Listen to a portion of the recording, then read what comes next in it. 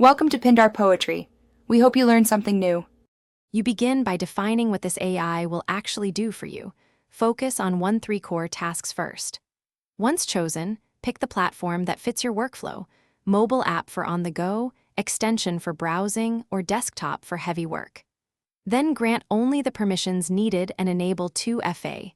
This reduces risk while letting the assistant access calendar, email, or files. Make sure to set a clear name and brief persona, so prompts stay consistent and training examples align with your goals. Now you build workflows and craft the prompts that drive the assistant. Start with templates for common outputs, meeting notes, email drafts, task lists, and store them where the AI can access them. Once done, set triggers. New email creates a draft, calendar event creates an agenda, or time-based reminders fire at 9:00. Train the model with 5-10 concrete examples of desired tone and length. Iterate until responses match. Make sure to name variables clearly so automation fills them reliably. Finish by testing the assistant with full end-to-end scenarios. Run at least 3 realistic tasks and observe results. If outputs drift, log issues for 1 week and adjust prompts, templates, or trigger timing.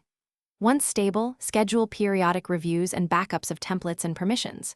If something breaks, no responses, wrong data, or permission errors, reset the assistant context, refine the prompt to be more explicit, or revoke and regrant the specific permission. That single troubleshooting step resolves most problems quickly.